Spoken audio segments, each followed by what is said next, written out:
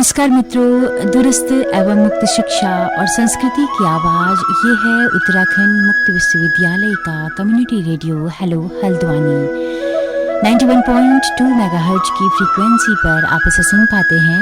श्रृंखला चल रही है मेरे हिस्से का पहाड़ और किस्सा गो हैं प्रकाश प्रेती। आज लेकर आए हैं श्रृंखला का 45वां भाग। अपने गांव के इकलौते नाव पर आज का ये किस्सा है और उस दौर का भी जब गांव में पाइपलाइन नहीं पहुंचा करती थी तो सारा दारोमदार पानी का नाव पर ही निर्भर हुआ करता था। तो बहुत ही सुंदर और मायाली अंदाज में प्रकाश ने आज का ये किस्सा सुनाया है, तो सुनते हैं देर न करते हुए आज का ये किस्सा। नमस्कार दोस्तों, मेरे हिस्से और मेरे किस्से के पहाड़ श्रृंखला में आपका स्वागत है। आज मैं बात करूंगा गांव के उस इकलौते नाव पर जो अब लगभग सबकी स्मृतियों भर में है। पहाड़ में पानी और नाव की बात मैंने पहले भी की है, लेकिन आज उस नाव की बात जिसे मैंने डबडबा कर छलकते हुए देखा है, उसके बाद गिलास से पानी भरते हुए और कई सालों से बूंदों के लिए तरसते हुए भी देखा है। ये हमारे छोटे से गांव का इकलौता नाव था। इसके बारे में तब कहा जाता था, सब जग पैण बिशिकल जाला खोपड़ी नहोहन पैण मिलोल। अब इसे दुर्भाग्य कहिए या सौभाग्य कि उस इलाके में सबसे पहले इसी नाव का पानी सूखा। एक बार सूखा तो फिर कभी लौट भी नहीं आया। तब पानी लेने के लिए शाम में ही जाना होता। ईजा घास लेने जाते हुए कहा करती, आज दी गागर भर दिए हाँ पाणिक। हम तुरंत हाँ हाँ कह देते। शाम को एक हलाम करना होता तो यही हमारा हलाम होता। मैं तब प्राथमिक स्कूल में दूसरे या तीसरे दर्जे में पढ़ता था। नाव से 5 लीटर पानी लाने लायक की ताकत थी, वह भी 3 जगह बिछा बिछा कर। नाव से पानी भरने के बाद जो पहला बिछौन होता वो खुडगू ऊपर होता, दूसरा पाटेई, तीसरा फनखेतो पटोम होता। तब जाकर वह 5 लीटर का पानी घर पहुंचता। एक लाल रंग का छोटा सा हैंडल वाला वो डब्बा था। उस डब्बे के हैंडल पर मैंने एक लंबी सी डोर बांध रखी थी। डोर भी ईजा की पुरानी धोती का किनारा था। नाव जाते हुए मैं उस डोर को गले में डाल लेता और डब्बे को एक डंडे से फतोड़ते हुए जाता, एक तरह से बैंड बजाते हुए। ईजा कई बार कहती, अरे यह डब्बी फतोड़ने नहीं जा, लेकिन ये कभी हम मानते ही नहीं थे। नाव जाते हुए डब्बा बिना फतोड़े जाना हो ही नहीं पाता। एक आदत सी बन चुकी थी। गांव के सभी बच्चों का भी यही हाल था। काम 2 गगरी भरने का मिला होता, मतलब नाव से 7 घात पानी लाने का। 15 लीटर की 2 गगरी में 6 घात और एक डब्बा भर के रखना होता। गर्मियों के दिनों में शाम को 5 बजे से ही पानी भरने लग जाते, तब जाकर कहीं 7 बजे तक भर पाते। वह भी थक गए तो बस फिर कहीं बैठना हो जाता, या अगर बच्चे खेलने लग गए तो उनके साथ खेल में लग जाते। उसके बाद तो समझो शाम को ईजा की मार पड़नी तय है। तब हमारा ये नाव पूरा भरा हुआ रहता, पानी बहता रहता था। हमारे नाव का पानी ऊपर शर वाले गधेरे से आता। शर के ऊपर ऊपर भी बहुत पानी बहता।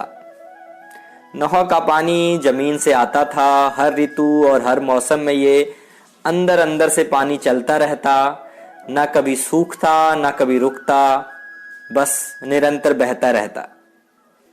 ईजा बताती थी कि पहले हमारा नाव अब जहां है उसके 6 हाथ इधर हुआ करता था। उस नाव का पानी किसी के श्राप से सूख गया। बाद में उसके थोड़े दूर ही यह पानी की सीर मिल गई। तब सभी गांव वालों ने मिलकर वहां पर खोदा और पत्थरों से नाव को आकार दे दिया। उसके आगे नहाने और कपड़े धोने के लिए खोई भी बनाई गई। नाव के अंदर 2 जौ थे। हम पानी भरते हुए जौ में ढक्कन खोलकर रख देते। कभी कभी साबुन रखने का ठिकाना भी जौ होता था। नाव का पूरा डिजाइन कुछ मंदिर नुमा होता।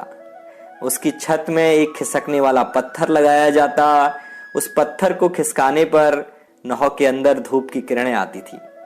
नहर एकदम साफ रहता, लेकिन पानी में नीचे छोटी छोटी मछली और ग्याज रहते। केकड़े अक्सर दिखाई देते, लेकिन जैसे ही थोड़ा हलचल होती तो वह पत्थरों के अंदर छुप जाते। इन सब के होते हुए भी नहर का पानी हमेशा ठंडा रहता। प्यास नहर के पानी से ही बुझती थी। कभी कभी भ्यो से आंवला खाकर आने के बाद नहर का पानी पी लेते तो मीठा लगता था। हम तब कहते थे, हमर नहर पानी मीठूच, परंतु यह मीठापन वक्त के साथ बच नहीं पाया। मिट्टी और पत्थर के बने नहर पर सरकारी स्कीम के तहत एक सीमेंट लगने की योजना आ गई। कहा गया कि नहर का उद्धार कर रहे हैं, सीमेंट लग जाने से नहर बढ़िया हो जाएगा और छत में तो उसके बैठ भी सकते हो, चाहो तो दरवाजा भी लगा लेना। यह सब सुनकर हम एकदम खुश हो गए। कुछ दिनों में खच्चर से रोड़ी, बजरी और सीमेंट नहर पहुंच गया। सब इसको देख रहे थे। ठेकेदार जल्दी जल्दी काम करवाने पर लगा था। 3 से 4 दिन में नहर के अंदर, बाहर, नीचे, ऊपर सब जगह सीमेंट लग गया। लेंटर वाली छत बन गई। छत ठीक ठाक चौड़ी थी। जब नहर बन रहा था तो हम 1-2 दिन बिनौली नहर से पानी लाए। वो हमारे नहर से थोड़ा और दूर था। सीमेंट के नहर वाले सपने के लिए हम ये कष्ट भी खुशी खुशी सह रहे थे, इस बात से अनजान कि कुछ दिनों बाद यह स्थायी कष्ट होने वाला है। नहर अब सीमेंटक नहर हो गया था। हम जब भी नहर जाते उसकी छत पर बैठे रहते। कभी कभी छत पर बाघ बकरी भी खेला करते। नहर देखने में आकर्षक लग रहा था, लेकिन उसका आकार डरावना लगता। पत्थर वाले नहर से अपनापन इससे नहीं जुड़ पा रहा था। अकेले नहर में जाने से पहले भी डर लगता था, लेकिन अब तो और ज्यादा लगने लगा। नहर के अंदर ना अब केकड़े थे, ना वो छोटी मछलियां, बस पानी था जो दिनों दिन एक एक सीढ़ी नीचे जाता जा रहा था। उस सर्दी भर नहर में पानी रहा, लेकिन गर्मी आते आते पानी सूखने लगा। कुछ दिन गिलास से पानी निकालते हुए कहीं 20 मिनट में 5 लीटर का डब्बा भर पाता। रात से लेकर सुबह तक मुश्किल से 2 या 3 गगरी पानी जमा हो पाता। ईजा सुबह के कभी 3 तो कभी 4 बजे पानी लेने चली जाती ताकि पानी मिल जाए। ऐसा सभी गांव वाले करते। उस साल पानी की इतनी किल्लत हो गई कि एक डब्बा पानी भरने के लिए 2-2 घंटे खड़े रहना पड़ता था। धीरे धीरे उतना भी पानी आना बंद हुआ। अब नहर एकदम बिसिक गया। एक बूंद पानी नहीं। सब फिर बिनौली नहर से पानी लाने लगे।